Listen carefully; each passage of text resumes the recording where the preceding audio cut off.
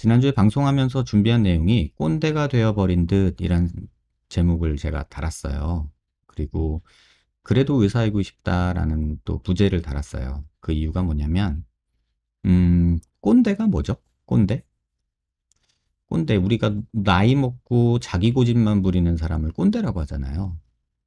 근데 제가 어느 순간 그 나이가 되어버리더라고요. 그냥 어린 앤 줄 알았는데, 이제 학회 같은 데를 가도 후배들이 더 많고, 선배들한테 이제 막 어렵고, 막 조심스럽고 그랬던 학회에서, 이제 학회 가니까 제가 이미 나이가 많은 축에 들어가는 상황이 되어버렸더라고요. 그러면서 돌아보니, 아, 내가 꼰대가 되면 안 되는데, 뇌가 말랑말랑해서 조금 여러 얘기도 들을 수 있어야 되는데, 내가 꼰대가 돼가는 건 아닌가? 이런 생각이 최근에 좀 들었어요. 오늘은 그 얘기를 좀 해볼 거고요. 그래도 의사이고 싶다라는 얘기를 여러분한테 좀 해주고 싶어요. 그리고 오늘 얘기는 대부분 환자에 대한 얘기들이에요. 그래, 얘기를 조금 여러분들이 보고, 그냥 객관적으로 느끼셨으면 하는 생각이 들어요. 근데 제가 이 고민을 뭐 안 한 게 아니라 2015년도에도 이 고민을 했더라고요. 설렁탕 파는 택시기사, 나 의사 맞나? 제 블로그에 제가 이런 글을 써놨더라고요. 성형외과 개업 후 몇 년이 지나면서 여러 가지 생각이 드네요. 내가 설렁탕 파는 택시기사 같다는 생각. 환자들은 제게 왜 내 입맛에 딱 맞는 소금 간을 못하냐고, 음식을 못한다고 타박하고, 택시비를 냈으니 내가 원하는 곳까지 늦지 않게 빠르게 도착해달라고 합니다. 매라는 안전벨트도 안 매지요. 주관적인 만족이 수술의 결과를 결정하고 수술 후 회복에 그 어떤 변수도 없어야 하고 수술 후 주의사항은 듣지도 않습니다. 몰랐다. 이게 환자의 가장 큰 무기이자 논리입니다. 네가 전문가니 알아서 해야지. 그걸 내가 어떻게 알아. 이럴 바엔 안 했다. 택시 타고 차 막히면 이럴 줄 알았으면 지하철 탔다. 몇 년을 택시기사 하면서 길 안 막히는 곳으로 알아서 가야죠. 이런 일들이 진료실 안에서도 벌어지더라고요. 말이라도 통하면 그나마 시간이 덜 걸릴 텐데, 시간이 걸리더라도 설득하고 이해시키고 설명이라도 할 텐데, 중국 환자, 앞뒤 꽉 막힌 환자에게 당최 어떻게 하는 게 좋은 건지 내적 수양이 부족한 건가요? 나 의사 맞나? 왜 설명이 변명으로 받아들여질까? 요런 글을 제가 2015년도에 썼더라고요. 그래서, 아, 이게 지금도 이 고민을 나는 하고 있나 보다. 이런 생각을 했어요. 그리고 2015년에 또 이런 글을 썼어요. 환자는 왜 의사랑 싸우려 할까? 이 글을 보면서 옛날에도 그 생각을 했구나. 이런 생각이 들어요. 개업 이후 상담하면서 많은 변화가 있는 것 같다. 그중 가장 큰 변화가 환자들이 점점 의사를 시험하려는 것 같다.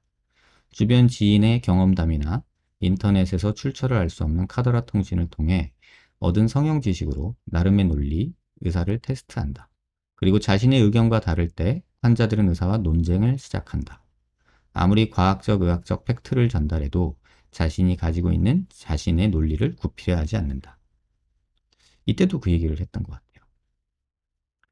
연역적, 합리적 사고의 서양의학과 귀납적, 경험적 사고의 동양 정신세계가 이곳 성형외과 상담실에서 서로 만난다. 주변 친구 서너 명의 경험이 또는 자신의 경험 한두 번이 10년, 만 명의 데이터와 논쟁하는 곳. 바로 내가 일하는 대한민국 성형외과 상담실이다. 이런 글을 써놨어요. 이게 2015년이거든요.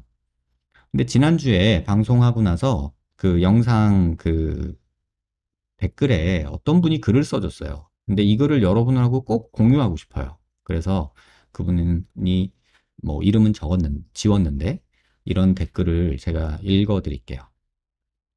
이 그 영상이 뭐였냐면요. 얼굴이 윤곽 수술한다고 무조건 얼굴이 작아지지 않아요. 라고 말하는 영상이에요. 그 영상인데 그 영상에 이분이 이런 댓글을 달아놓으셨어요. 여러분들도 꼭 한번 좀 읽어보셨으면 좋겠어요. 개인적으로 의사 신봉하는 자세는 경계하는 게 좋다 생각하기에 이걸 두고 이분이 전적으로 옳다, 어쩐다 말하기는 싫지만 적어도 제 경험으로 봤을 때 이 동영상 한정 많이 공감하고 또 수긍할 수 있어요. 저는 턱을 2번이나 깎았지만 네, 누가 봐도 갸름한 얼굴이 아니에요. 아니, 정확히 말하자면 입을 앙 다물면 둥근 사각형이고요. 편하게 입이 약간 벌어졌음 좀 갸름해 보이는 그 간극이 되게 심한 얼굴형이 됐어요. 왜 그럴까요? 제 얼굴에서 달걀형이 되려면 절대적인 크기가 커지더라도 결국은 세로 길이가 커져야 된다는 거죠. 선생님이 후반부에 환자분께 자기 상태 객관적으로 보지 않고 수술하면 20대를 그 뒷수습하면서 날리게 될 거라는 거, 그것도 제 얘기고요. 저는 큰 부작용을 겪은 건 아니지만 제가 원했던 결과를 얻지 못한 데서 오는 상실감, 그리고 거기서 그치지 않고 그 결과를 못 받아들였어요. 계속해서 뭔가를 더 시도해보고 선생님이 단순히 제대로 된 계획 없이 수술하시면 고생하십니다.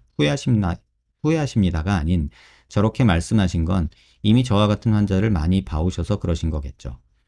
저 말을 그냥 흘려듣지 않으셨으면 좋겠습니다. 저는 제 20대를 청춘의 낭비라고 부릅니다.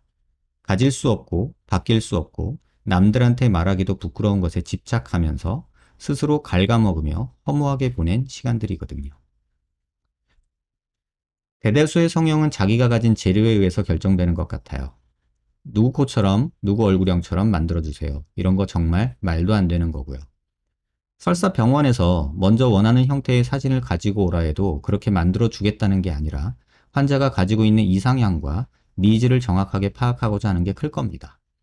사실 이 모든 걸 이해 못하는 사람은 거의 없을 것 같아요. 근데 그래도 모두가 다 효과 없다 하는데 어느 병원에서 된다고 하자면 하는 사람이 있어요. 그만큼 컴플렉스가 깊고 심한 거죠.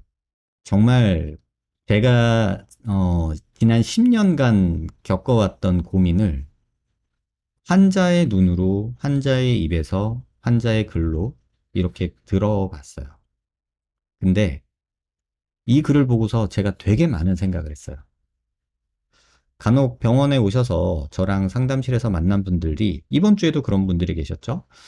저 유튜브 구독자고요. 블로그 글도 몇 년째 보고 있고요. 그랬는데 상담실에서 환자분이 당황하셨어요.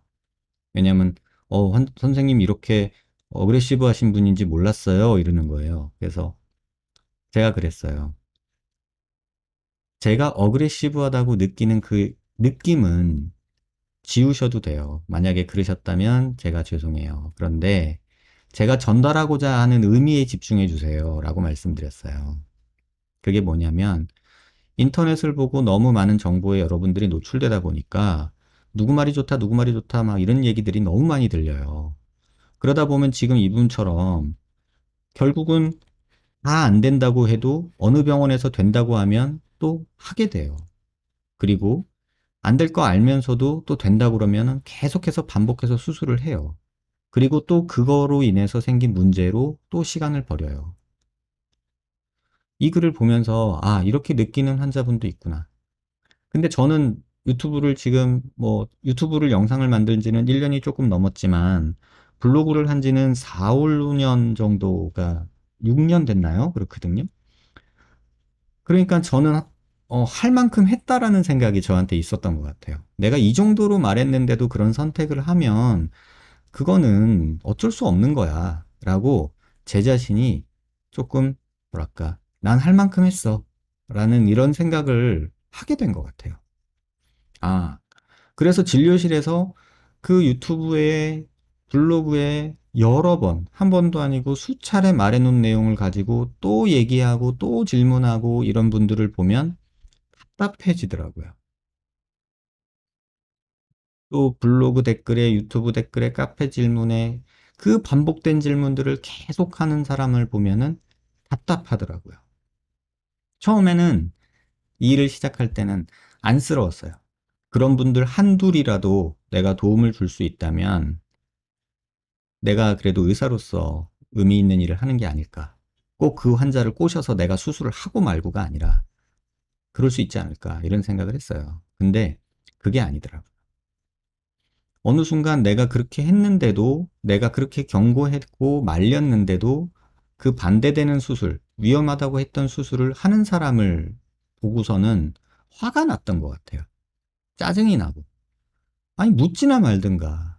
자기 마음대로 할 거로 왜 물어? 이런 짜증과 화가 났던 것 같아요.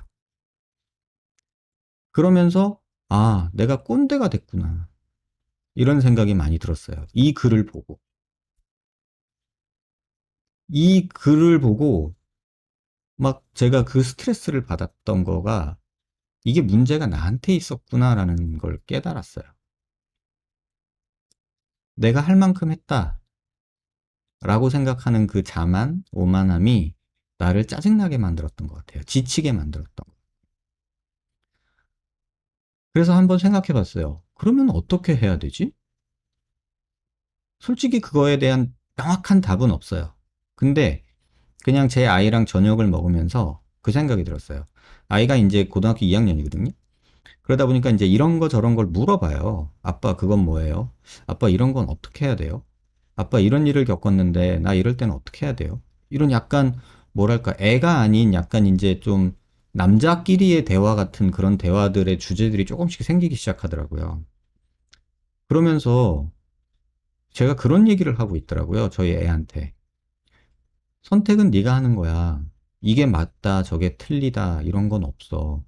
근데 아빠 생각은 이랬으면 좋겠어. 근데 그게 꼭 맞는 건 아니야.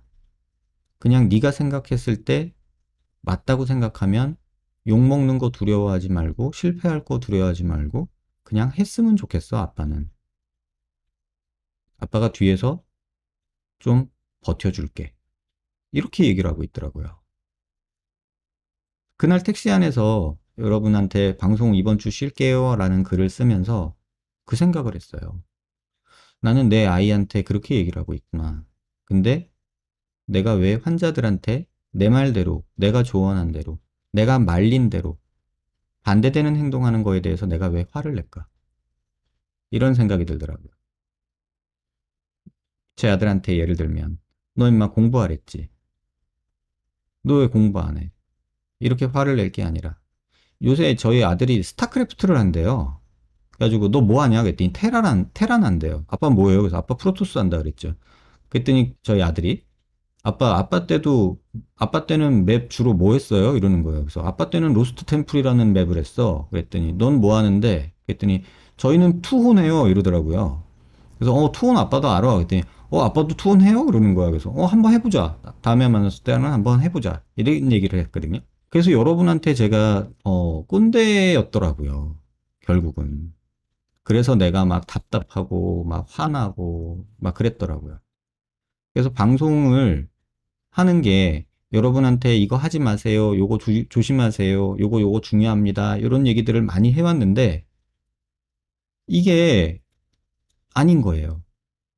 그냥 저는 그 역할을 하면 되고 여러분은 여러분 나름대로 선택을 하고 실수하고 다치고 돌아왔을 때 누군가한테 비빌 언덕만 되어주면 그게 제가 할 역할이지 그걸 못 가게 막고 선택한 걸 막고 이래야 되는 게 제 역할이 아니었던 거예요. 주제넘게 제가 너무 뭐랄까 제 뜻대로 제 판단대로 환자들이 따라오기를 기대했던 거더라고요. 그래서 제가 그 느낌이 서운하고 답답하고 막 그랬던 것 같아요. 그래서 제가 이런 얘기를 저희 아들한테 하거든요. 어른들 말 틀린 거 하나 없다. 제가 제 아이한테 이런 얘기를 해요. 근데 어른들 말만 들으면 그 어른만큼밖에 안 된다. 이 얘기를 제 아이한테 해요. 그거 하지 마라. 그거 해봤자 소용없다. 그래도 해보고 싶으면 해라. 단, 나중에 원망하거나 후회하지 말아라. 저는 저희 아이한테 이렇게 얘기하고 있어요. 아빠는 분명히 말렸다. 근데 네가 해보고 싶으면 해봐라. 이렇게 얘기를 하거든요, 저는. 근데 환자들한테는 이렇게 얘기를 해요. 내 가족이거나 오랜 지인이면 만류하고 싶다. 근데 그 만류한 수술을 하고서 선생님 죄송해요 이러고 나타나는 환자들이 있어요. 그럼 제가 그래요. 죄송할 필요는 없어요. 다만 본인 결정에 대한 책임보다 수술한 의사에 대한 원망이나 또는 주변에서 말려주지 않은 사람에 대한 남 탓이나 이런 것은 좀 틀린 것 같아요. 이렇게 얘기를 하거든요. 근데 이게 아주 교과서적인 얘기지 실제 당사자가 되면요. 제가 예를 들면 환자분은 사각턱 수술하면 안 돼요 라고 얘기했어요. 근데 다른 병원 갔더니 사각턱 수술하고 윤곽 3중하면 얼굴 좋아진다 이렇게 얘기를 해요. 그러면 자기는 얼굴이 작아지고 싶은데 제 말을 듣겠어요? 그 병원 얘기를 듣겠어요? 아까 위에 써주신 이분 글처럼 그 듣기 좋은 말 모두 다 효과 없다고 해도 어느 병원이 된다고 하면 그 병원 가서 하게 돼요. 그게 우리가 살아가는 현실이더라고요. 그런데 여러분들한테 당부하고 싶은 건 그렇게 선택했을 때 그 의사에 대한 원망 또는 말려주지 않은 원망 이런 거를 하지는 않으셨으면 한다. 그 뜻이에요. 그래서 설사 여러분들이 실수를 하더라도 제가 이 일을 처음 시작할 때 마음먹었던 게 하나가 있거든요. 엎질러진 물을 다 담을 수는 없겠지만 그래도 조금 수습을 해보고 싶어서 시작한 일이에요. 혹자는 말하죠. 그냥 뭐 보형물을 계속 다 얼굴에 세려 넣는다고 생각들을 하시는데 저한테 상담받고 저한테 수술 받았던 분들한테 그 어떤 분한테도 저는 이렇게 말을 해요. 재건 수술이나 재수술은 안 할 수 있으면 안 하는 게 정답이에요. 근데 정해야겠다면 지금 우리한테 있는 선택지는 이 방법밖에 없다. 라고 말을 해요. 그런데도 환자분들은 또 그 말을 듣고 수술을 하고 그리고 나서 또 본인 마음에 안 들 경우도 있겠죠. 그런 경우면 또 누군가를 원망할 대상을 찾죠. 그게 지금 우리가 살아가는 세상인 거예요. 근데 그걸 제가 서운해하고 있더라고요. 근데 그럴 필요가 없다는 걸 느끼는 시점이에요, 지금이. 얼마 전에 그 지지난주죠? 지지난주 방송에서 제가 CT 보였던 분 있죠? 그분이 댓글에 이런 글을 써놓으셨어요. 원장님, 제가 다른 원장님과 줄다리기를 하며 뭐 취하려 하셨는데 제가 무엇을 취하려 메일을 보냈다고 생각하시는 건가요? 뭐 제값을 내고 비대면 상담을 받았다라고 말씀을 하세요. 제가 비대면 상담을 하는 이유가 뭘까요? 저는 비대면 상담을요, 제가 의사로서 할 수 있는 약간의 봉사라고 생각을 해요. 저는. 근데 돈 5만 원을 받는 이유는 자존심이에요. 그냥 최소한의 제 자존심. 비대면 상담 때문에 사실 주중에는 개인 생활이 없어요. 심지어 주말에도 개인 생활이 없어요. 매일 4-5분의 영상을 만들고 있고 시간 쪼개가지고 계속 잠 못 자면서 영상을 만들고 있어요. 여러분 제 하루 24시간을 아마 쫓아다니시면 비대면 상담을 5만 원 받는 게 돈벌이 때문에 한다는 생각 아마 못 하실 거예요. 제 24시간을 아마 다녀보신다면 또는 어, 제값을 내고라는 말을 하셨는데 그 상담의 영상의 가치가 5만 원짜리라고 저는 생각하진 않아요. 그게 5만 원으로 책정을 제가 최소한으로 했던 거였지 그게 제가 5만 원짜리라고 생각은 하진 않아요. 제 의도랑은 조금 다른 말씀이신 것 같아요. 근데 나는 네가 5만 원 달랬으니까 나는 5만 원 냈고 내 권리야 라고 얘기하실 수 있어요. 맞아요. 그렇게 생각하셔도 돼요. 근데 제가 원하는 제 취지는 그 뜻은 아니었다는 뜻이에요. 그리고 뭐 다른 병원에서 압력을 가했다 뭐 이런 얘기. 그래서 제가 그분의 메일을 공개해서 압력을 당한다. 이게 무슨 말 같지도 않은 얘기인가 싶은 생각이 들었어요. 근데 어쨌든 간에 환자분이 불편을 겪게 내가 했다라면 미안은 해요. 정말로. 근데 그런 식으로 압력 가해서 환자를 불편하게 만드는 건 제가 아니에요. 정확히 말하면. 수술 이상하게 해놓고 영상에서 그걸 지적하니까 그걸 내려달라고 압력을 가하는 병원이 잘못된 거예요.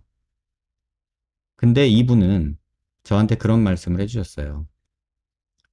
다수의 이익보다는 나는 내 자신의 프라이버시가 더 중요하다. 이렇게 얘기하시더라고요. 맞아요. 그런데 저는 다수의 이익을 위해서 방송을 하고 있고요. 비대면 영상 제작하는 것도 다수를 위해서 하고 있는 거지 개인을 위해서 하고 있는 건 아니에요. 그게 저와 환자분의 생각의 차이고 근데 환자분이 그렇게 생각하신다고 해서 제가 그건 틀렸습니다 말할 수는 없어요. 왜? 인간은 이기적인 동물이고 본인의 이익을 최선으로 하고 여러분들이 후기를 보고 병원을 선택하는 것도 또는 사진을 공개하는 것도 내 얼굴은 보여주기 싫은데 남의 결과는 보고 싶은 그런 이기심이잖아요. 그렇죠? 그러니까 병원들은 돈을 들여서 그걸 조작하게 되고 또 그걸로 수술비 할인을 유도를 하죠. 그러면 그 이해관계가 맞잖아요. 이기적인 두 사람이 만나서 서로의 이기심을 충족시키면서 만들어낸 광고판이 돼버리는 거예요. 그래서 그 얘기를 저는 드리는 거고, CT 제공에 대해서는 제가 말씀을 정확하게 드릴게요. 제가 출근을 해서 환자분 CT 차트를 제가 봤어요. 지금 제가 이렇게 하나씩 읽어드리는 이유는 이 환자분이 하나씩 답을 해달라고 하셨어요. 그래서 해드리는 거고요. 저희 차트에 보면은 그 제3자 정보공개 동의서 뭐 이런 게 있어요. 개인정보보호법에 의한 그런 내용이 있거든요. 그 내용이 있어서 거기에 동의합니다. 그게 있고 그 밑에 CT 활용에 동의하십니까? 하는데 예, 아니요 이게 있어요. 근데 이 환자분의 차트를 보니까 예에 진하게 동그라미가 쳐 있고 아니오에도 동그라미가 쳐 있어요. 그래서 저희가 저희 직원한테 그랬어요. 근데 이제 저희 직원은 그 차트를 보고 엑셀 파일을 만들어요. 그래서 엑셀 파일에는 사진 공개 동의라고 표시가 되어 있었고, 그래서 저는 동의가 되어 있다고 생각을 했어요. 근데 차트 보고 제가 저희 직원을 왕창 나무랬어요. 여기 예의 동그라미가 있고 아니오에도 동그라미가 있어. 그러면 이거 예야 아니오야? 라고 내가 화를 냈어요. 너의 이런 사소한 실수로 내가 환자분한테 실수를 하게 되는 경우도 있어. 자, 둘 다 동그라미가 있어. 어느 게 하나 더 진해. 뭐 어느 게 두 개 칠해져 있어. 어느 게 예야 아니오야? 물었더니 모르겠대요. 아니오라고 해야 될 것 같대요. 맞아. 그런 경우는 아니오라고 해야 돼. 아니면 그걸 체크할 때 정확하게 체크를 했어야 되고. 그래서 그 부분에 대해서는 제가 환자분한테 사과를 드릴게요. 저희 직원의 실수인데, 어쨌든 제가 병원을 운영하고 있는 사람이니까 제가 그 부분에 대해서는 사과를 드릴게요. 저와 그 병원 사이에 끼기 싫다 하셨는데, 저는 그 병원하고 사이에 환자분이 뭐 얘기에 끼고 싶은 건 아니에요. 근데 이거는 서로 간에 오해가 있는 것 같아요. 다른 병원에서 수술하고 와서 저한테 비대면 상담 오시는 분들이 있어요. 수술 전에 저한테 비대면 상담 받고, 수술 후에 비대면 상담 받고, 그거 들고 가가지고 그 병원 가서 이러고 저러고 물어보고 확인하고, 이러는 경우 되게 많거든요. 환자분이 그러셨는지 아니신지는 모르겠으나, 대부분의 그런 경우라고 생각했던 제 오해였어요. 그죠? 근데 이런 경우 있어요. 그래서 환자분의 말이 틀린 건 아니에요. 그 저와 그 병원은 사실 상관이 없어요. 그분이 뭐라고 떠들든 그분이 뭐라고 하든 상관이 없어요. 저는 제 개인적으로는 그래요. 근데 시간이 답을 해줘요. 시간이 흐르면 답이 돼요. 제가 뭐라고 안 해도. 그렇게 거짓말하고 개소리하고 감추고 말장난 요설 푸는 사람은 시간이 지나면 결론이 나요. 제가 오랫동안 봐오니까 그렇더라고요. 그래서 그 병원하고 저는 상관이 없어요. 그 병원이 뭐라고 떠든다고 해서 제가 영향을 받거나 그런 건 아니에요. 제가 방송에서 그 병원을 언급했고 그 선생님한테 공개적으로 질의를 드리고 이러는 이유는 딱 한 가지예요. 저 요설에 정확하게 진위가 확인 안 되는 저런 개인적인 주장에 흔들리지 마시라 라는 얘기를 하고 싶었던 거예요. 근데 환자분이 그때 마침 저한테 수술 후에 질문을 주셨던 거고요. 그래서 제가 오해했을 수도 있고 환자분이 그것 때문에 불편했을 수도 있어요. 어찌됐든 제가 이거는 사과해야 될 부분이라고 저는 생각을 해요. 자, 부분 공개 이벤트 가격으로 할인받아 놓고 사진 공개 싫다고 하는 건 좀 아닌 것 같다. 이러고서는 자기는 사진 공개 동의하는 거를 뭐 실장이랑 나눈 대화를 또 보내주셨어요. 증빙 자료라고 하면서. 관심 없어요. 그거는 그분들하고 얘기고. 근데 저는 되게 난감했던, 뭐랄까, 어이없었던 거는 그거예요. 그쪽에서 가하는 압박은 굉장하게 크게 느끼시고 그러시면서 왜 과절제가 돼서 개턱돼서 저한테 재검받으러 상담 오는 저한테는 제가 하는 말에 대해서는 그렇게 뭐랄까 무게를 못 느끼실까 이런 아쉬움은 있었어요. 줄다리기 하는 거는 그거예요. 정보를 놓고 줄다리기 한다는 뜻이에요. 뭐 이득을 취하겠다가 아니라 이 사람 말이 있고 이 사람 말이 있어. 그럴 때 누구 말을 들을 거냐? 저는 그 상황이 되는 걸 원치 않아요. 저는 환자를 꼬실 마음이 없어요. 환자분이 나한테 수술 받아라 라는 이런 생각을 가지고 영상을 제작하지 않아요. 제가 비대면 상담하고 유튜브 방송하는 게 제 마케팅 활동이라는 생각이 들면 저는 이 일을 안 해요. 왜냐하면 돈 주고 그냥 마케팅 시키지 뭐 하려고 해요. 토요일 날 저녁에 이 시간에 뭐 하려고 그러고 있어요. 누워서 TV 보고 책 보고 재밌는 거 보죠. 저는 공적인 의미로 저는 방송을 해요. 제 의도는. 이게 뭐 여러분한테 제가 뭐 구독자 수가 많아져서 이게 권력이 돼서 말하는 거 불편해지고 이런 것도 싫어요. 지금 정도에서 구독자 수가 더 늘어나는 것도 원치 않아요. 왜냐면 그러면 제 한마디에 영향력이 너무 커지는 게 저는 싫어요. 근데 제 영상을 보고 수술을 준비하거나 이런 분들한테 뭐 소리 없이 보고 좋아요도 안 누르고 뭐 라이브 방송 때 오지도 않는 분들이 대다수인 걸 알아요. 그분들이 참고 자료로 활용해 주는 것만으로도 제 방송의 목적은 충분히 이뤘다고 생각해요. 환자와 저는 개개인의 관계지만 의사 백정환과 환자는 일대 다의 관계예요. 저는 여러 사람에게 의미 있는 사람이고 싶은 생각이 있어서 유튜브랑 블로그랑 비대면 상담을 하고 있는 거지.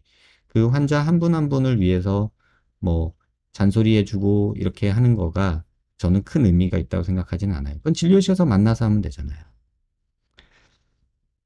아무튼 그런 내용이 있어서 이분이 조금 불편하셨던 것 같아요. 이거는 제가 조금 사과를 드려야 될 부분이 있어요. 저희 직원 실수도 있었던 것 같고요. 예전에 이런 기사를 봤죠. 말기암 고백 오빠, 의사들 왜 이렇게 싸늘한지. 이런 얘기가 기사가 한번 나온 적 있었죠. 이 병이 나을 거라고 생각하세요? 이 병은 낫는 병이 아니에요. 항암 시작하고 좋아진 적 있어요? 그냥 안 좋아지는 증상을 늦추는 것 뿐입니다. 최근 항암약을 바꾸셨는데 이제 이 약마저 내성이 생기면 슬슬 마음의 준비를 하셔야 할 것 같습니다. 주변 정리부터 슬슬 하세요. 환자가 의지가 강한 건 알겠는데 이런저런 시도로 몸에 고통 주지 말고 그냥 편하게 갈 수 있게 그저 항암약이 듣길 바라는 게 각각 다른 의사에게 들은 이야기입니다. 최근에 입원했을 때 그리고 다른 병원 외래에 갔을 때 제 가슴에 못을 박는 이야기들을 제 면전에서 저리 편하게 하시니 도대체 제정신으로 살 수가 없었던 시간들이었습니다. 여러분 이런 기사 보면 무슨 생각 드세요? 이 기사를 보고 환자들 생각과 의사들 생각이 아주 극명하게 갈리더라고요. 저는 이 기사를 보고 그런 생각을 했거든요. 환자들한테 이렇게 싸늘해지게 된 원인이 뭘까? 이런 생각을 했어요. 환자들한테 이렇게 싸늘해지는 이유가 뭐지? 근데 생각해 보니까 의사들이 언젠가부터 나 자신을 방어하기 시작했어요.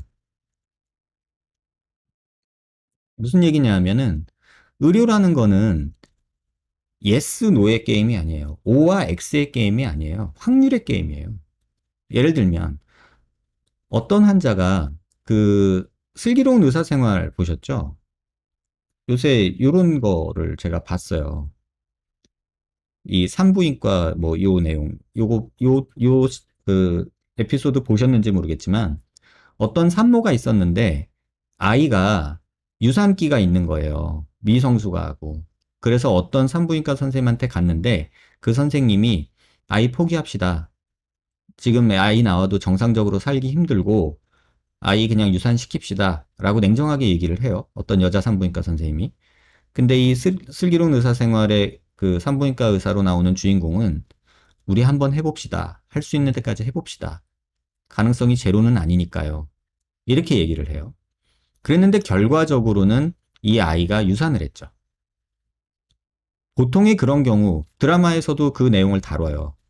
보통의 그런 경우, 보호자나 가족들이 의사에 대해서 이제 소송을 거는 경우들이 최근에 굉장히 많아졌어요.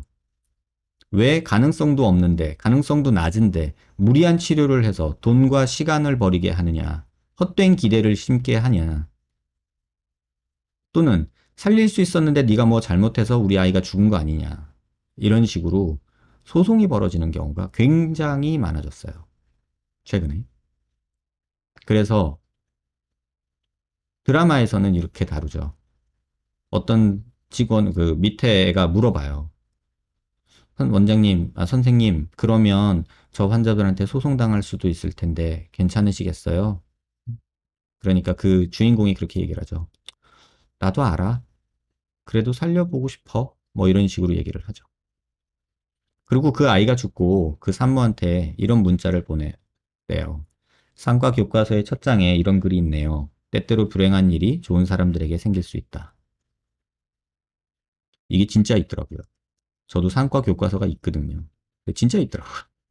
못 봤어요, 근데. 산부인과 별로 안 좋아했거든요. 이게 지금 우리 모습이에요. 호의로 베풀었다가 오히려 다칠 수 있는 상황이 오는 거예요. 그래서 재수술을 주로 하는 제 입장에서는 어떤 느낌이 들 때가 있냐면 이거 폭탄 돌리기 아니야? 이런 느낌이 들 때가 있어요.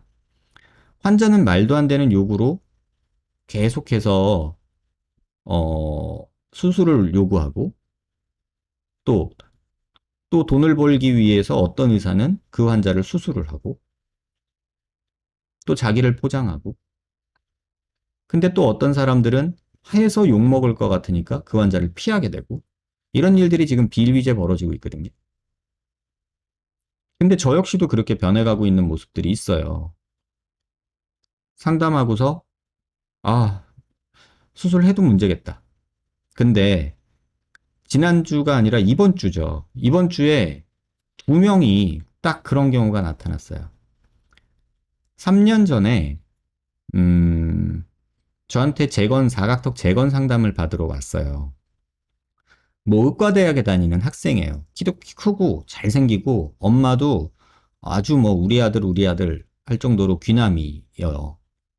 그러니까는 이제 조금 뭐랄까 세상이 좀 만만한 그러니까 잘난 집안의 잘난 아들이에요. 근데 너무 이렇게 뭐랄까 저에 대한 어떤 제가 볼 때 제가 느끼기에 아, 이 친구가 의대 다닌다면서 이 의사를 돈 주고 사는 기술자로 보는구나라는 느낌이 너무 강하게 들게 얘기를 하더라고요. 그러면서 엄마는 제 앞에서 아, 병원이 여기밖에 없어? 야, 딴 데 가자. 뭐 이런 말을 하시더라고요. 그래서 제가 그랬거든요. 어머니, 딴 데 가셔도 상관없고요. 어떻게 하셔도 상관없는데 이런 상황이면 요렇게 하셔야 되고 어딜 가서 하시더라도 요건 꼭 기억하세요 라고 말씀을 드렸어요. 그리고서 나가셨죠. 그때 느꼈거든요. 저 환자 수술 안 한 건 천만 다행이다라는 생각을 했었어요. 근데 그 환자가 지금 다시 나타났어요. 이번 주에. 그래서 하는 말이 이번에는 혼자 왔더라고요. 그때는 이제 지금은 본과 3학년이래요. 그래서 제가 그랬어요. 이제 병원 생활 좀 해봐서 좀 알겠네? 그랬더니 이제 좀 안 돼요. 근데 제가 2년 전에 그 친구 마지막으로 보낼 때 그런 얘기를 했거든요. 하도 조금 어이가 없고 조금 그런 면이 있어서 그냥 이거는 의사 선배로 얘기해 주는데 나중에 환자 보면서 오늘 나눴던 대화를 꼭 되씹어 봐. 자기가 어떤 실수를 했고 얼마나 무례한 행동을 한 건지 자기가 의사가 돼서 꼭 한번 되씹어 봤으면 좋겠어. 이렇게 제가 얘기를 했어요. 근데 그 친구가 이번에 오더니 저한테 그 말을 하더라고요. 그땐 자기가 좀 너무 그랬다. 이런 말을 하더라고요. 그리고 병원 생활 해보니까 자기가 조금 느끼겠더라. 이제 3학년이면 실습을 돌거든요. 병원 실습을.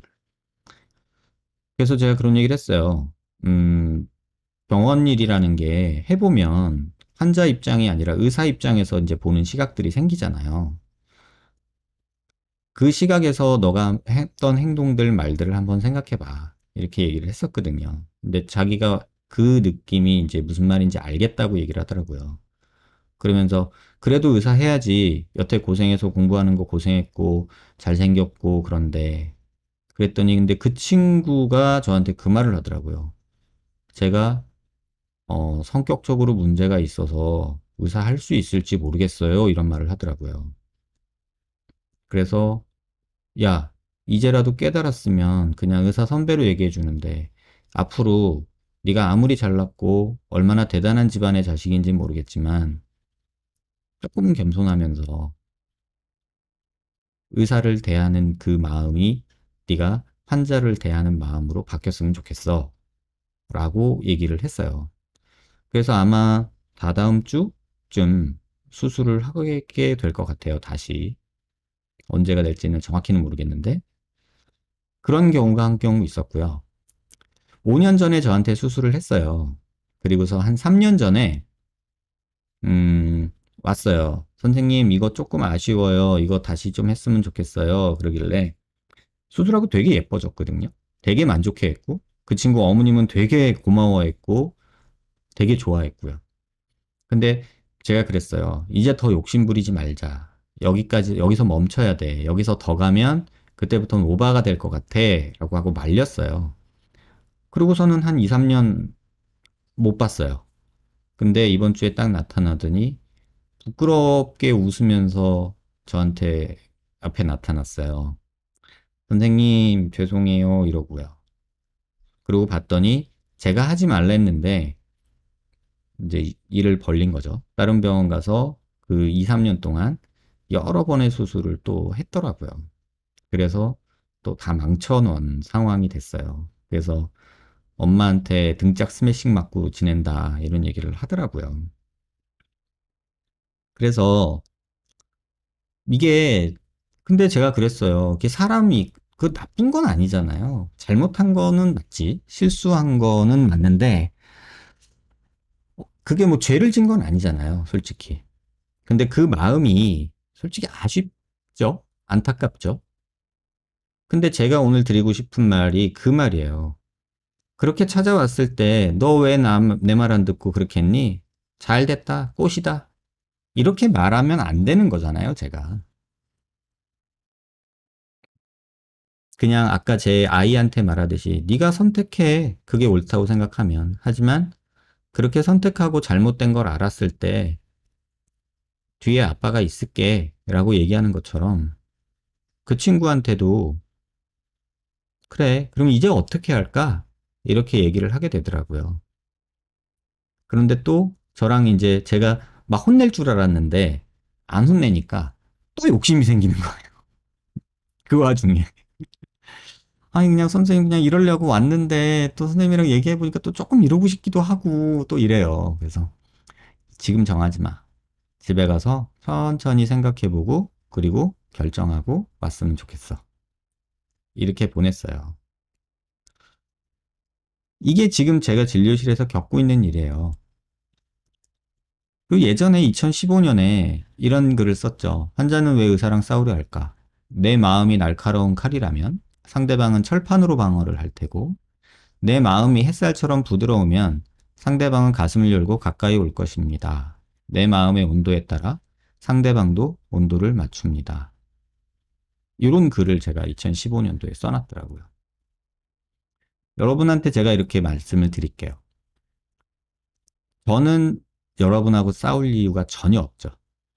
하지만 환자분들 중에 그 의사에 대한 막연한 분노, 또 이런 뭐랄까, 다른 얘기를 듣고 와서 또 막 이렇게 싸우듯이 좀 묻는 분들이 계시거든요. 그러면 저 역시 철판으로 방어할 수밖에 없어요. 저도 역시 방어할 수밖에 없어요. 그리고 여러분이 저한테 진심으로 다가와서 도움을 청한다면 저도 여러분한테 진심을 다해서 도와드리고 최선의 결과를 만들기 위해 같이 고민할 거예요.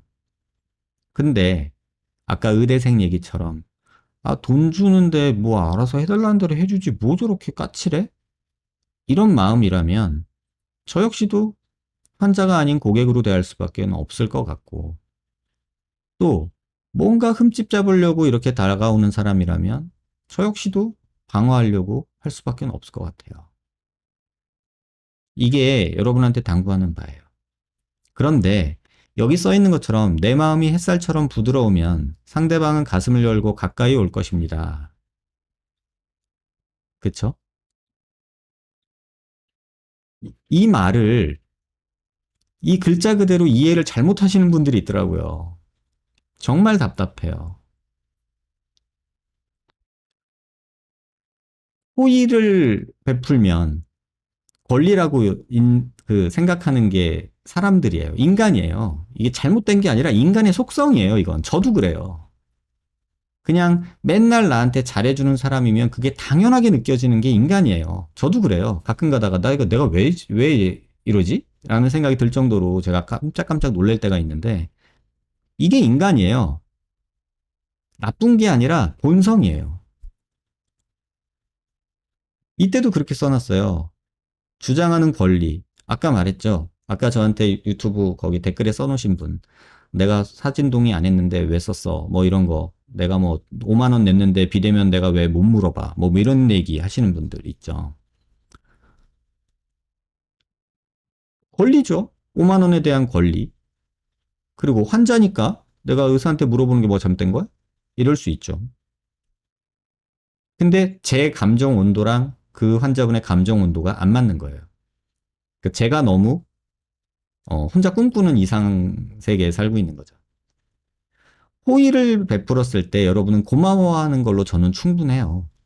근데 그 호의가 계속될 때 권리로 생각하지는 않으셨으면 좋겠고 또 의사도 마찬가지죠. 이런 글들 보면 되게 마음 아프더라고요. 차비가 없어서 병원을 내용 못하겠다. 차비라도 줘야 되나? 상담비가 비싸서 상담 못 오겠다. 근데 상담 내용 중에 병원 상담 받은 경우에 한 5군데 상담 받은 거를 저한테 질문을 해요. 그러면 그 병원들 상담은 어떻게 갔을까? 빚내서 수술한 건데 마음에 안 든다. 빚을 왜 냈었을까? 수술하지 마세요, 수술하지 마세요, 도움 안 돼요 라고 하는데 누구는 수술해주고 왜 나는 안 해주냐. 이렇게 타박하시는 분도 계시고요. 네가 수술 안 해줘서 딴 병원 가가지고 엄하게 돈만 날리고 흉터만 생겼다. 이런 분도 계세요. 그러면서 계속 상처를 받아요. 그런데 이제 해민 스님이 그런 글을 쓰셨죠. 진실 없는 사람에게 진실을 쏟아부은 대가로 받는 벌. 그 벌을 매일 받고 있죠. 이 그림을 여러분한테 꼭 보여드리고 싶었어요. 아까 내 마음의 온도에 따라 상대방의 온도도 맞춥니다. 라고 했죠. 그리고 내가 마음의 햇살처럼 부드러우면 상대방은 가슴 열고 다가올 것입니다. 라고 했죠. 근데 실제로 진료실에 이러고 나타나는 분들이 있단 말이에요.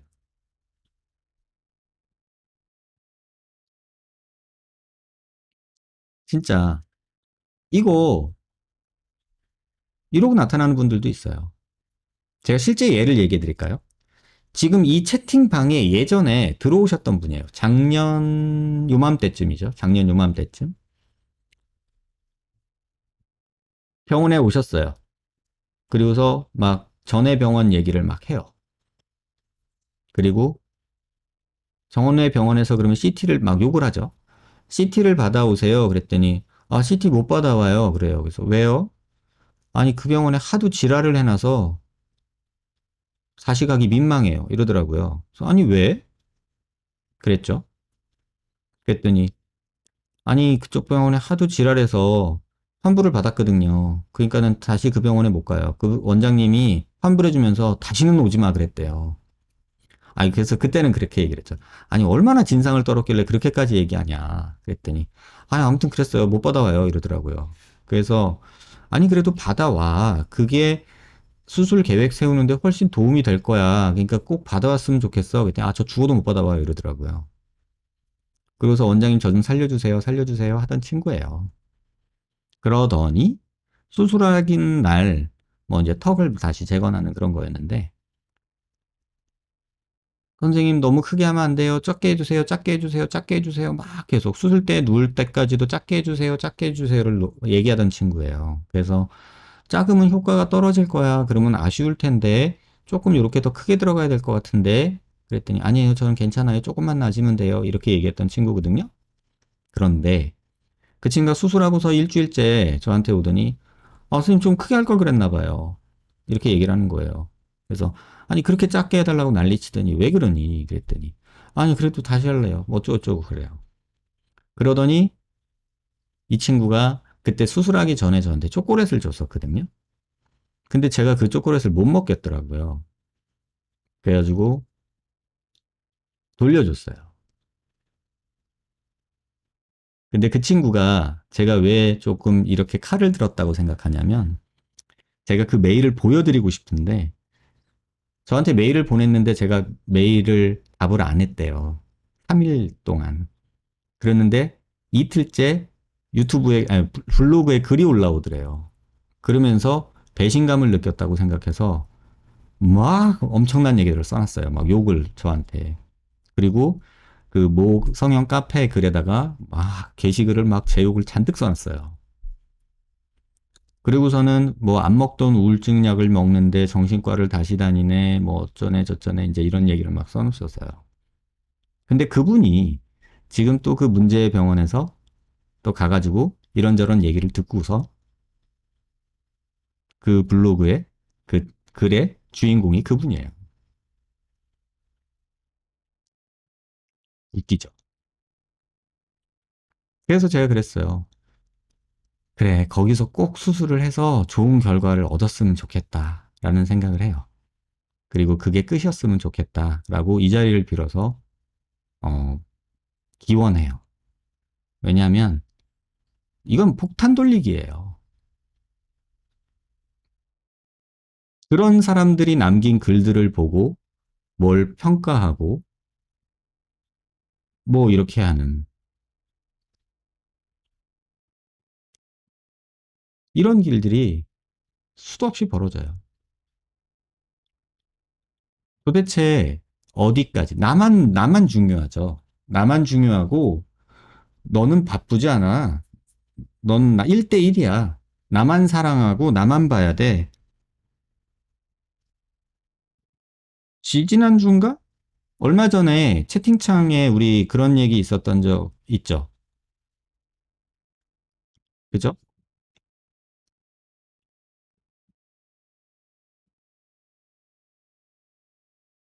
그래서 여러분들 그런 얘기 있었잖아요. 지지난주에. 예약을 하려고 했는데 원장님한테 수술을 꼭 받고 싶었는데 수술 날짜가 어떻게 됐는데 예약이 안 돼서 딴 데서 수술 받아요. 이랬던 분이 있었잖아요. 제가 병원 가가지고 어떤 분이야? 그리고 찾아봤어요. 그리고 얘기를 들어봤더니 조금 어이가 없었어요. 어이가 없었어요. 토요일 날 수술하시겠다고 했대요. 그래서 그 날짜 수술 가능하냐? 그래서 네, 가능합니다. 라고 전화를 받았대요. 기록이 다 있거든요, 저희. 그래서 그러면은 그 날짜에 수술 받으시려면 예약금 보내주세요. 라고 했어요. 했대요. 그래서 이제 통화 어느 날 며칠 이렇게 딱 했대요. 했는데 예약금이 안 들어왔대요. 그래서 다음날 문자를 남겼대요. 예약금 넣어주셔야 예약 확정됩니다. 이랬대요. 그런데 연락이 없더래요.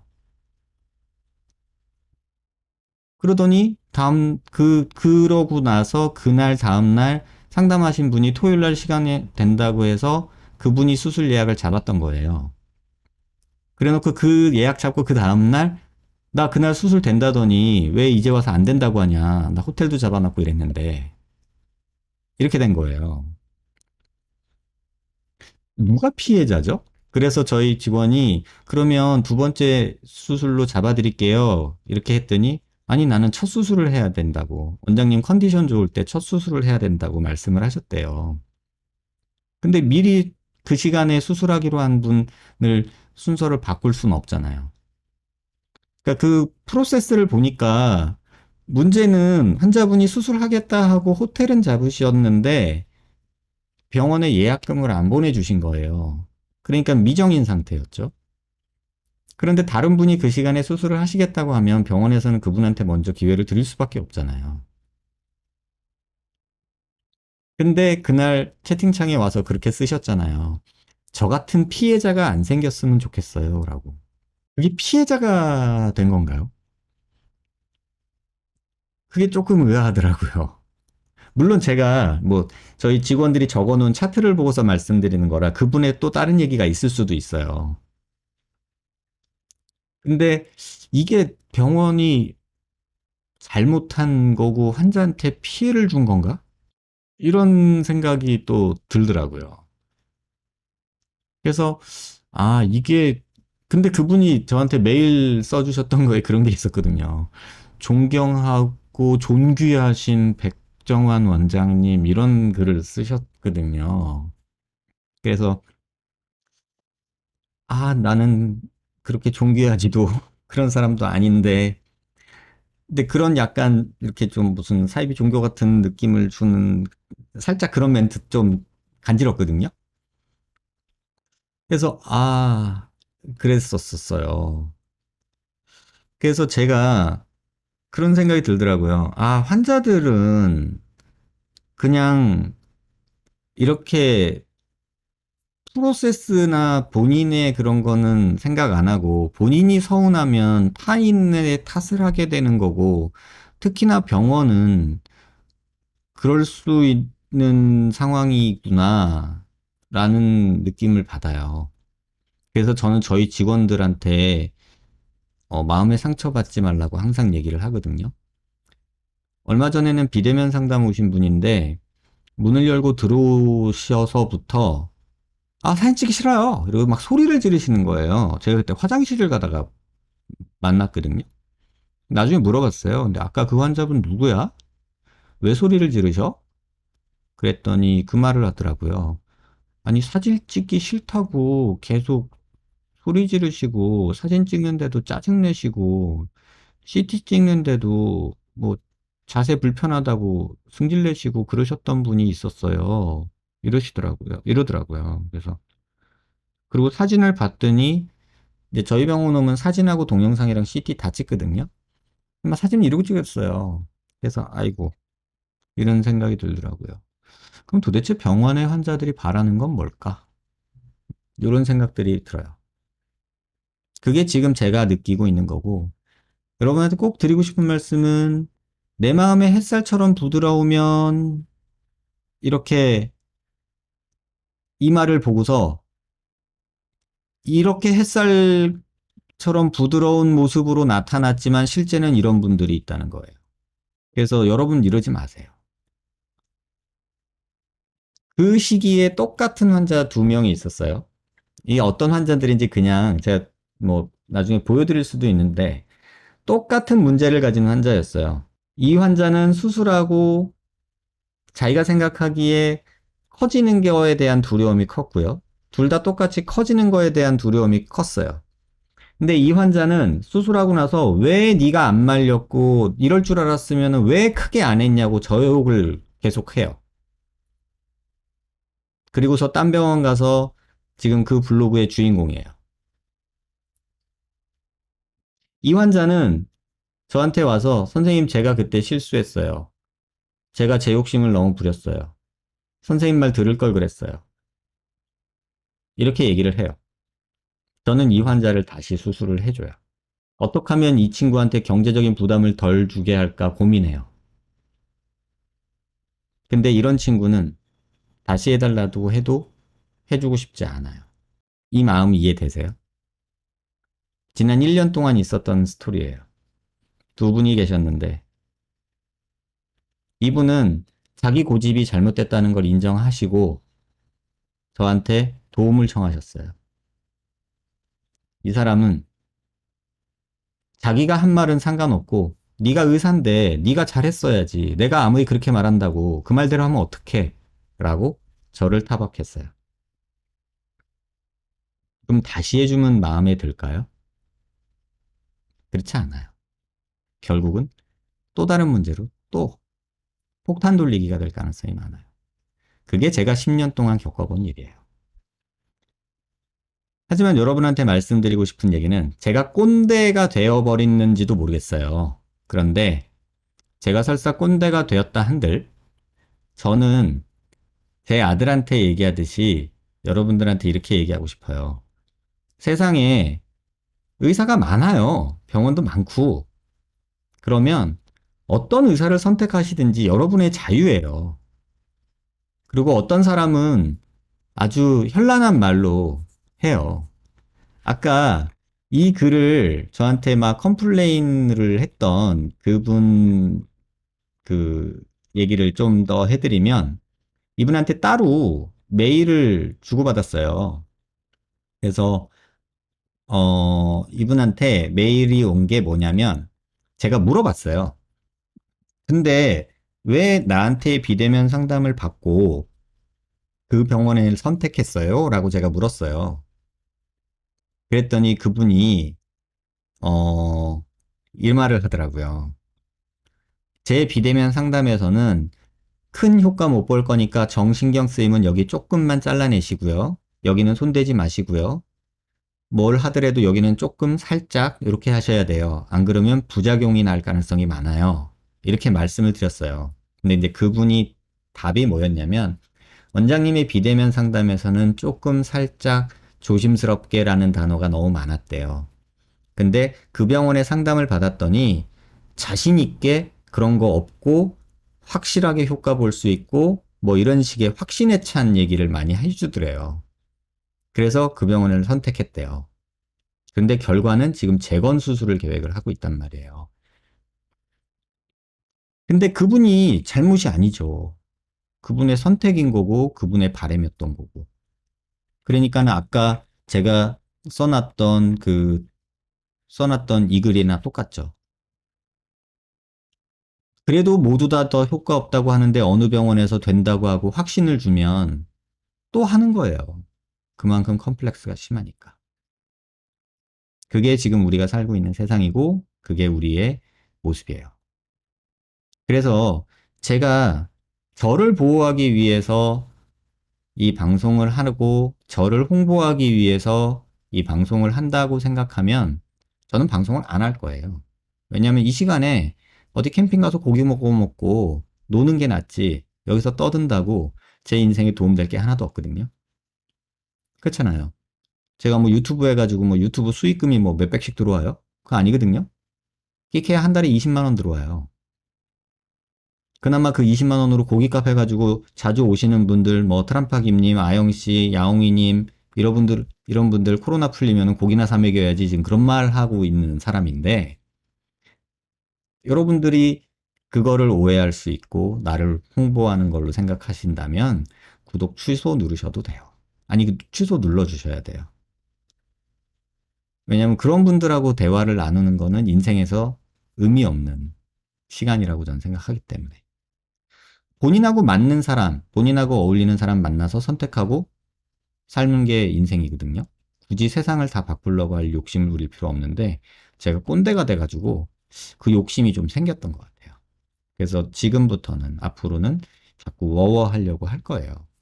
그래서 제 아이한테 말했듯이 네 선택, 네가 옳다고 생각하는 거 마음껏 해라.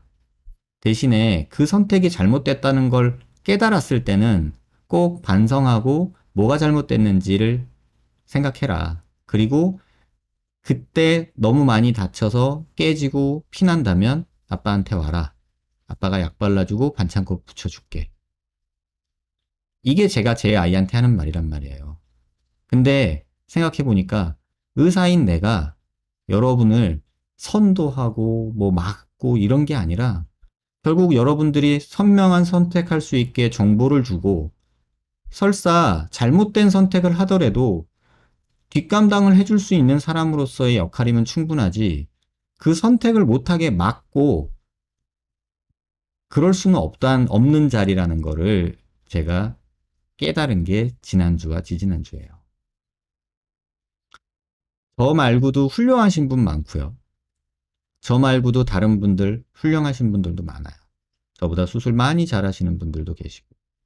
하지만 제가 생각하는 제가 배운 지식에서 이런 내용들이 있고 이러이러해서 어느 정도 이거는 확실하다 생각하는데 그거에 대해서 다른 의견이 있는 선생님들이 있겠죠. 그러면 그 의견에 대한 근거를 제시해 달라고 제가 말하는 건 이상한 게 아니에요. 근데 과학적인 논쟁을 감정적인 여론몰이로 가져가는 것처럼 추악한 건 없어요.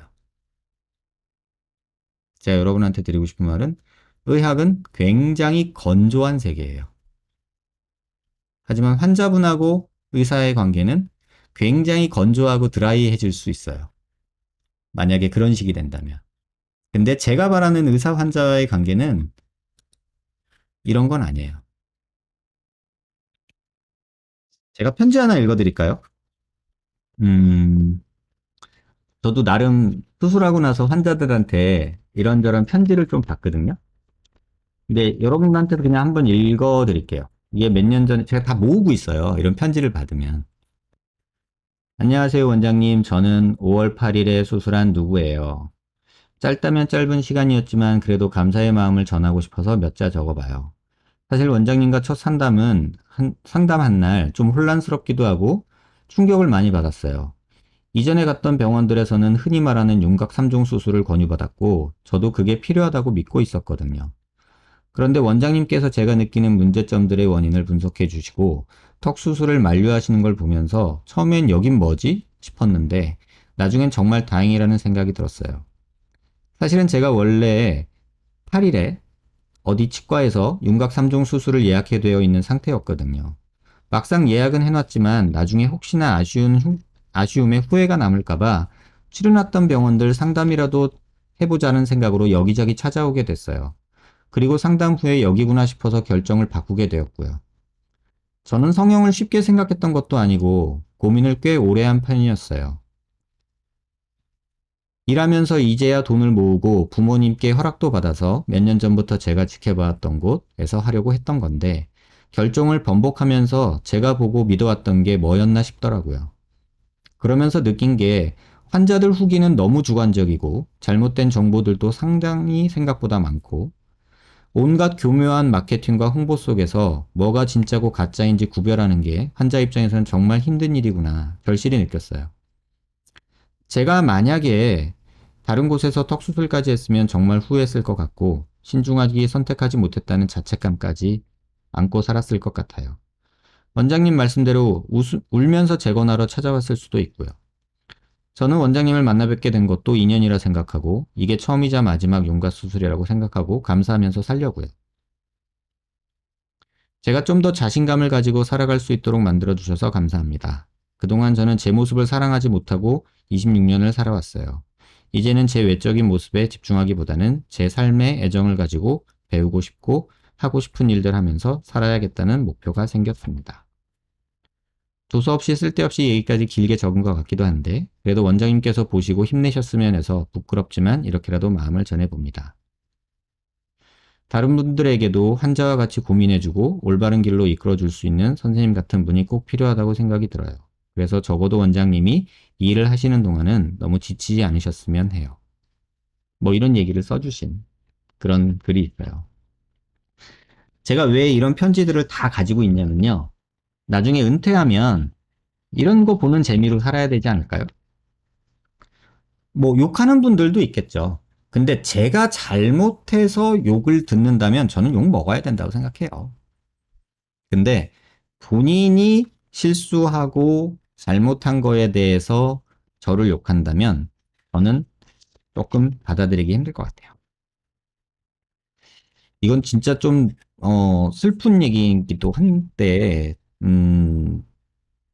이런 분이 있었어요.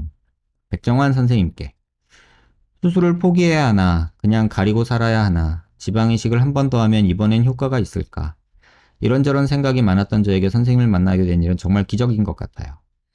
제가 처음 다쳤을 때 찍은 뇌사진을 보면 의사 선생님들마다 살아있는 게 기적이라고 조상님이 도운 거라고 감사하며 살아가라고 말씀하셨는데 제가 인터넷을 검색하다 백종원 선생님을 알게 된 것도 조상님이 도우신 것 같아 감사해요. 상담하면서 너무 속상해서 울기도 했는데 수술 끝나고 거울 보면서 또 눈물이 났어요. 아파서 운 게 아니고 기뻐서 울었어요. 어떻게 보면 별거 아닌 수술일 수도 있는 건데 머리 수술을 여러 번 한 제 입장에서는 많이 불안했었어요. 대학병원 신경외과 선생님은 굳이 왜 수술을 또 하려고 하냐고 이것 때문에 죽고 싶다는 생각이 들 정도로 힘들고 신경 쓰이면 성형외과 가서 수술을 하겠지만 그게 아니라면 수술하지 마세요란 말을 듣고 그냥 살아야 하나 머리를 한 번 더 여는 수술은 정말 어려운 일이구나 생각하다가 선생님이 블로그 유튜브 보게 됐어요. 며칠 동안 샅샅이 보며 불안한 마음이 조금씩 사그라들고 믿음이라는 게 생겼어요.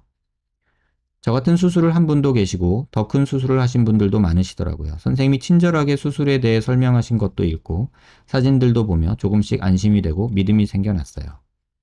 그래서 선생님과 상담할 때 질문을 많이 하지 않은 것 같아요. 믿으니까요. 제가 다시 태어난 병원은 처음 다쳤을 때 신려가 수술한 병원이고 또 한 번 다시 태어난 병원은 H성형외과예요. 저에게 봄날 같은 행복을 선물해 주신 선생님과 정말 친절하게 치료해 주신 직원분들 정말 감사드립니다. 뭐 요런 편지들 보면은 사는 맛 났잖아요. 그저 돈 몇 푼 벌려고 하는 일이라고 생각하지 않아도 되잖아요. 이거는 여러분들한테 좀 보여드리고 싶은데, 와, 저는 이렇게 글 쓰시는 분들 정말 존경스럽습니다. 한번 보여드릴게요. 한번 보실래요?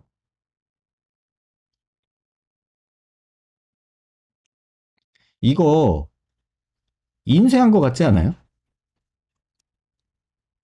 이거 영어로 쓴 편지인데요. 외국인 환자였어요. 근데 저는 이 글씨 보고서 완전 깜짝 놀랐어요. 와, 어떻게 이렇게 글씨를 잘 쓰지? 아니, 모국어도 아닌데 영어로 쓴 글씨가 무슨 인쇄한 것처럼 딱딱딱 써 있는 거예요. 너무 감동이 있었던 편지예요. 내용도 그렇고. 이런 것도 있어요. 제가 오늘 이 상자가 있는데 편지 상자가 이거는 수술하는 어머님이 그냥 이렇게 끄적끄적 써주신 거거든요. 이렇게 종이에다가 그냥 이렇게 끄적끄적.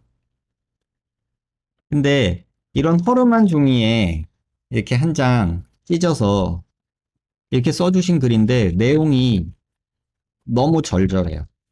한번 잠깐만 읽어드릴까요? 전라도 보성 공기 좋은 곳에서 친히 지은 농사로 담근 된장고추장입니다.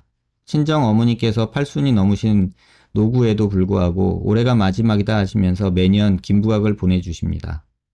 아들의 온전치 못한 턱을 보면서 늘 마음이 무거웠습니다. 좋은 선생님을 만났으니 이젠 그 짐을 내려놓고 싶습니다. 멋지게 나이 들어가는 것이 어찌 외모만이겠습니까? 그러나 자신의 얼굴을 사랑하며 살아가기를 바라는 마음이 어미의 마음입니다. 잘 부탁드립니다. 기도해 주십시오. 이렇게 써주시고 이렇게 수술 준비해 주시는 그런 분들도 계세요. 사실 이런 글들 여러분들한테 막 보여주고 싶고 막 그런 마음 많이 들거든요. 같이 공유하고 싶고. 근데 지금은 하면 안 된다는 생각이 저는 있었어요. 어느 순간부터 내가 지금 이 일을 하고 있는데, 내가 현업에 있는데 이런 것들을 여러분하고 공유한다는 거는, 어, 지잘난 척 같이 마케팅처럼 보일 것 같아서 저는 싫더라고요. 그러니까 뭐 간지러워요, 좀. 닭살 돋는다고 그래야 되나? 그래서 싫었어요. 근데 의사가 이런 재미로 사는 거예요. 돈 몇 푼의 재미로 사는 게 아니고요. 그래서 제가 밤 새벽 한두 시에 비대면 상담하면서 여러분들 CT 보고 그림 보고 그러고 있다는 거 여러분 기억해 주셨으면 좋겠고요. 저는 여러분들한테 의사이고 싶지 그냥 장사치고 싶지 않아요. 저를 그냥 이 사람 얘기나 한번 들어보자. 또는 이 사람은 어떻게 하나 한번 들어보자.